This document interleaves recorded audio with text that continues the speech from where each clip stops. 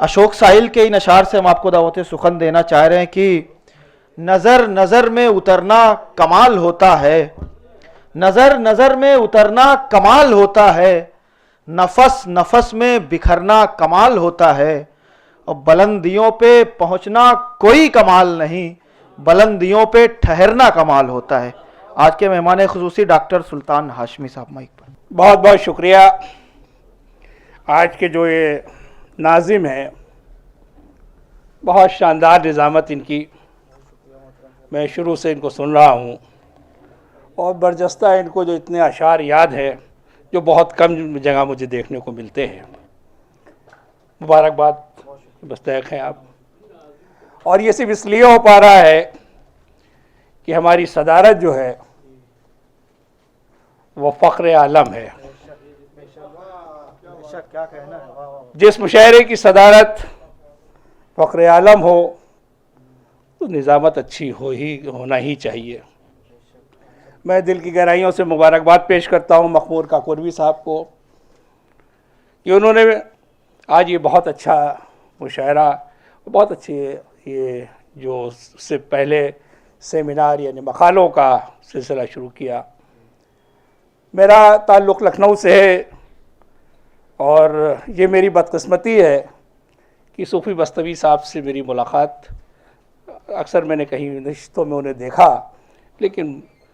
बराह रास्त मेरी उनकी मुलाकातें नहीं हैं। लेकिन जिस तरह अभी डॉक्टर ने मुशायरा, अगर शेर ही में, इसलिए मुझे तो अपना काम करना है, उसके बाद शेर में तो कोई दिलचस्पी मेरी ज़्यादा है नहीं। अभी डॉक्टर ज़फ़र साहब को हम सुन रहे थे, उन्होंने जिस तरह उनके अशार पे, उनके मजमूए पे जिस तरह अपने ख़यालात का इजहार किया और जो जो शेर उनके उन्होंने कोट किए वो बहुत ही लाजवाब शेर थे। और जिस तरह का खाका उन्होंने खींचा, और मैं बैठे बैठे सोच रहा था कि मैं लखनऊ में हूँ और लखनऊ में इतना बड़ा शहर, यहाँ इतने दिन रह के गया और हमारा उससे ताल्लुक़ ना हो सका। इसी तरह मैंने इशरत नाइस साहिबा को सुना और उनके जिस तरह से उन्होंने अफसाने, और ख़ास तौर से जो अफसाना उनका रोबोट, और उसमें दूसरा अफसाना जिसमें खातून का जी कुछ कहना है मुझे। अच्छा, जिस तरह उन्होंने एक मोहतरमा का उसमें ज़िक्र किया, वो सारे अफसाने शानदार अफसाने थे। लेकिन उनके कुछ शेर मैं आपको, जो ज़फ़र साहब ने कोट नहीं किए हैं, मैं 2-3 शेर आपको सूफ़ी बस्तवी साहब के सुना रहा हूँ कि देखिए, सूफ़ी बस्तवी साहब का शेर देखिए कि सूरज के मुकाबिल जो चिरागों की तरह हैं, सूरज के मुकाबिल जो चिरागों की तरह हैं, वो बज़्म सुखन में यहाँ शाहों की तरह है, वो बज़्म सुखन में यहाँ शाहों की तरह हैं। और सूफ़ी जिन्हें ग़ीबत के सिवा कुछ नहीं आता, सूफ़ी जिन्हें ग़ीबत के सिवा कुछ नहीं आता, वो अपने लिए खुद ही अज़ाबों की तरह है, वो अपने लिए खुद ही अज़ाबों की तरह है। और गज़ल का शेर देखिए कि किताबी चेहरे गज़ाली आँखें, किताबी चेहरे गज़ाली आँखें दिखा रहा हूँ कलम चला के, किताबी चेहरा गज़ाली आँखें दिखा रहा हूँ कलम चला के, ज़मीन दिल पर गज़ल का चेहरा बना रहा हूँ कलम चला के, ज़मीन दिल पर गज़ल का चेहरा बना रहा हूँ कलम चलाकर। और गमों का लश्कर लिए जो दिल में, गमों का लश्कर लिए जो दिल में भटक रहे हैं उदास सूफ़ी, गमों का लश्कर लिए जो दिल में भटक रहे हैं उदास सूफ़ी, उन्हीं को अक्लो खिरत की बातें बता रहा हूँ कलम चला के, उन्हीं को अक्लो खिरत की बातें बता रहा हूँ कलम चला के। एक बेहतरीन शायर, बहुत सारे उनके शेर मैंने नोट किए हैं, लेकिन मुझे वक्त का अंदाज़ा है और आपकी समातों का भी बहुत अंदाज़ा है। मैं दिल की गहराइयों से उनको अपना खराज अक़ीदत पेश कर रहा हूँ कि इतना बड़ा शायर, अफसाना निगार, जिसकी दोनों किताबें लखनऊ में शाया हुई और जिसका अभी ज़िक्र परवेज़ मलिकज़ादा ने किया, बहुत ही अच्छे और बहुत अच्छे उनकी शायरी और उनके अफसाने सुनने को मिले। मैं तो सिर्फ इतना कह सकता हूँ कि इल्म व अमल की राह में पहचान वो भी थे, इल्म व अमल की राह में पहचान वो भी थे, उर्दू अदब के दिल से निगहबान वो भी थे,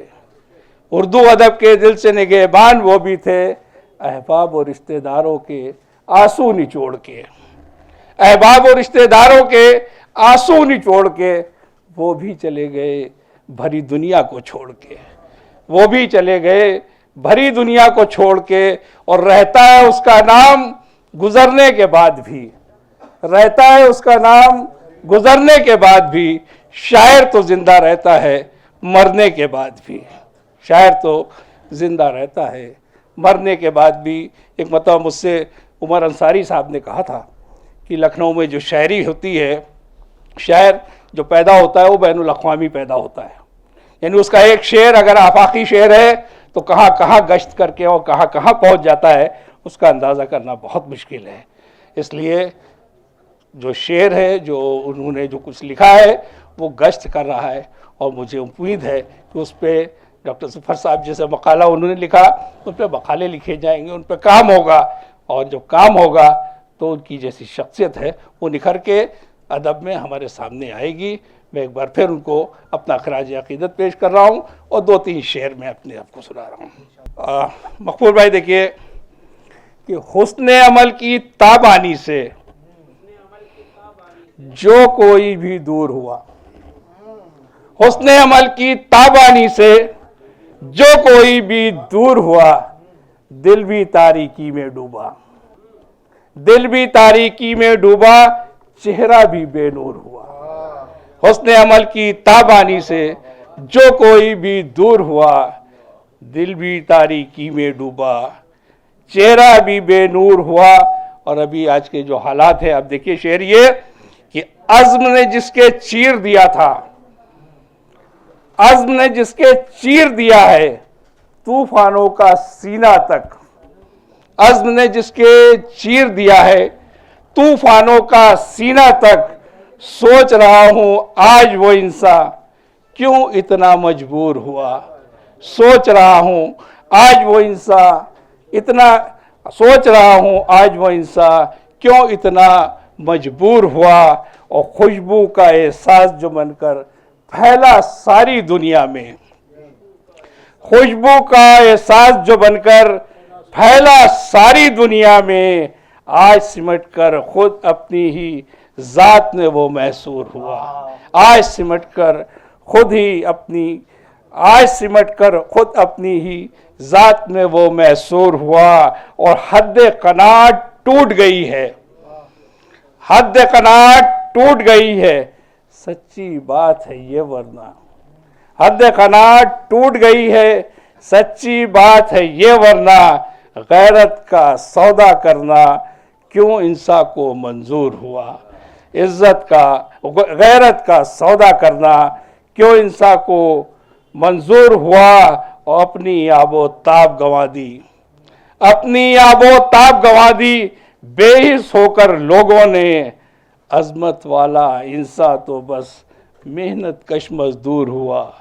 अजमत वाला इंसान तो बस मेहनत कश मजदूर हुआ। बहुत बहुत शुक्रिया आपने इतनी सुना,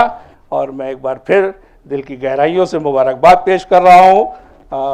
मकबूल काकोरवी साहब को। यहाँ जावेद मलिकज़ादा साहब बैठे हैं, मसरूर शाहजहाँपुरी साहब बहुत ज़माने के बाद मैंने देखा वो यहाँ बैठे हैं, पपलू साहब यहाँ बैठे हैं, तबरेज़ यहाँ तशरीफ़ ले आए हैं। मैं आप तमामी हजरात जितने यहाँ मौजूद हैं, मैं सबसे माजरत कर रहा हूँ चूँकि मुझे जाना है कहीं, और मैंने पहले ही मकबूल साहब को बता दिया था, और वक्त भी हो रहा है मगरिब का, इसलिए भी मैं इजाज़त चाहता हूँ, और इंशाअल्लाह फिर आपसे दोबारा मुलाकात होगी।